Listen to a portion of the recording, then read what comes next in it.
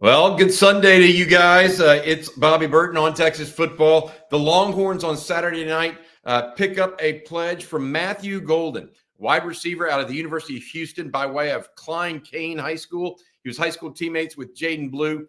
Golden, one of the Cougars' most prolific touchdown scorers, 6 TDs receiving, 2 TDs in the kick return game.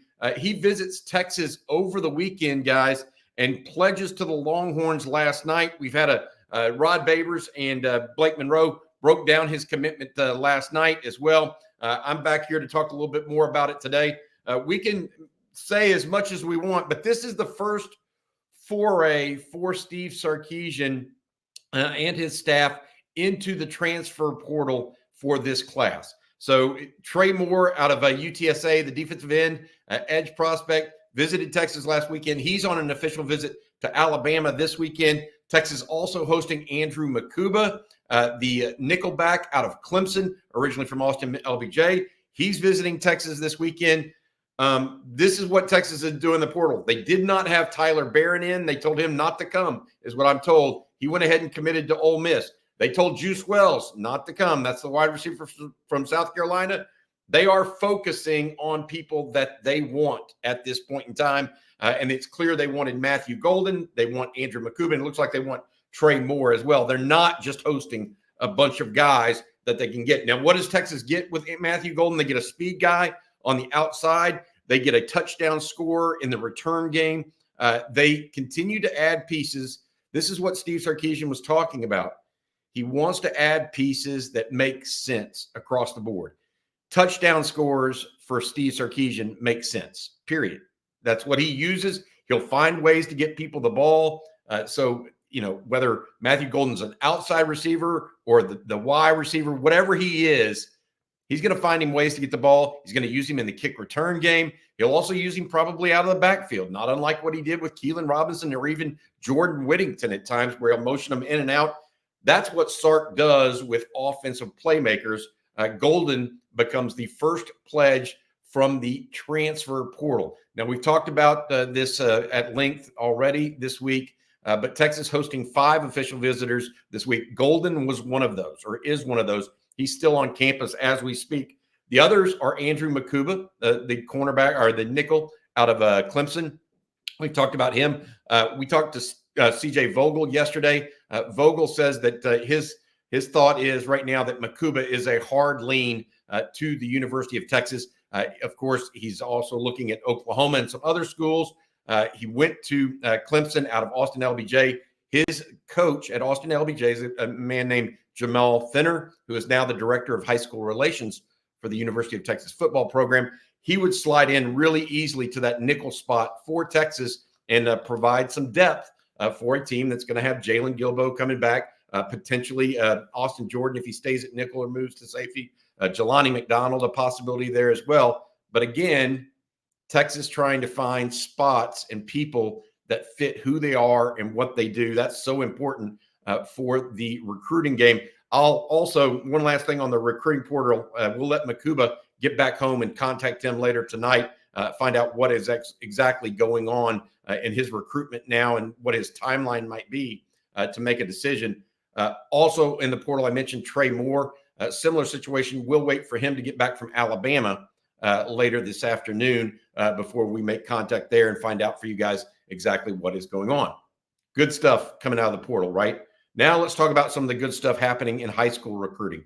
I asked CJ yesterday if it's possible that Texas went 5 for 5 this weekend. They've got 5 official visitors in, not only Golden and Mukuba, but the 3 high schoolers. Xavier Filsaime, a top-ranked safety out of McKinney High School, who's committed to Florida currently. Ty Anthony Smith, a top-ranked linebacker out of Jasper that's committed to Texas A&M currently. And Alex Foster, a little bit of an under-the-radar prospect. He's out of Greenville, Mississippi, 6'5", 6'5.5", 250 plus pounds. He's committed to Baylor currently, not as well known, but somebody that Bo Davis has identified. So those 3 also possible Texas commitments, even though all 3 of them committed elsewhere. Xavier Filsaime, by the way, last night was on Instagram Live. And as part of that process, There were other Longhorn commits talking in that Instagram Live. There was also a Texas A&M commit that was on campus at Texas A&M during that Instagram Live. His name's Deen Evans. We've been mentioning here previously. He's a defensive lineman out of Longview's Pine Tree High School that has been committed to A&M. He's taking his official visit, or was supposed to be taking his official visit to A&M this weekend. He was on Xavier Filsame's Instagram Live saying, "Come on home," and talking about the University of Texas, and threw up a hook. What does that all mean? I don't know. I mean, this is recruiting. We're dealing with the young guys in general here, and so you all take it as you want. But as it relates to A&M right now, I call this will feel like an avalanche to them, and Texas is the avalanche, and A&M is the little shack on the hill that's getting ready to be engulfed. That's what's happening right now to their recruiting class and to a number of other issues that they're dealing with right now. Then I look at Anthony Smith, and we'll see exactly what happens there. But the linebacker out of Jasper has long been committed to A&M. He visited Texas kind of surreptitiously. He didn't want people to know that he was coming in. He tried to put out news to defray the commentary from media. And so basically he didn't tell anybody. He ended up showing up on campus at Texas on Friday. Now we'll wait and see exactly what happens.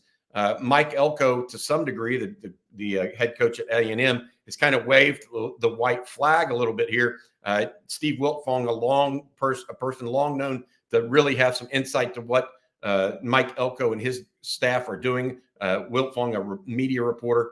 Wiltfong putting in a crystal ball on Friday for Anthony Smith to Texas. That it doesn't get more of a white flag than that. We'll see if Smith follows through, though. All of these players, Filsaime, Mukuba, Golden, as well as Alex Foster, the next person I'm going to talk about, they are all meeting with Steve Sarkisian and the staff today.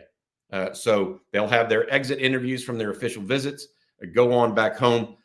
There may be some commitments in the offing in the next, hour, 2 hours, 5 hours, maybe tomorrow, the next day, et cetera. We don't have exact timelines on them right now, but we are ready to talk about it if and when it does occur here on Texas football. I think that with Alex Foster, it's a little bit of a different situation than either Filsaime and Anthony Smith, where Texas has been going all out for those guys from the get-go. Foster is a guy that came on a little late.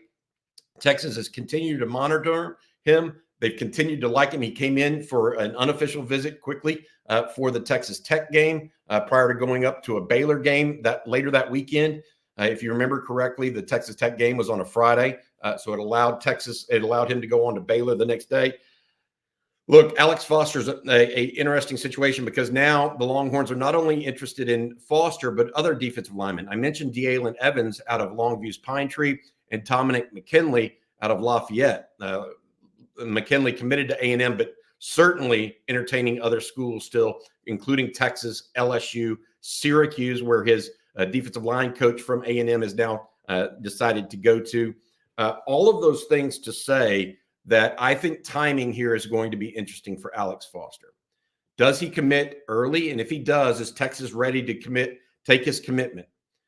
Or does Texas wait until that second signing day because Alex Foster wants to take more time, because Deen Evans needs more time, because Dominic McKinley needs more time? All three of those guys have talked about being second signing period guys instead of first signing period guys. The first signing period comes up this Wednesday, December 20th. So we'll see how that all plays out. But my point on all of this is we have to wait and see a little bit what falls out over the next 12 to 24 hours in Austin as well. A couple of last things I want to mention. Texas could be getting a commitment tomorrow from a player in the class of 2025.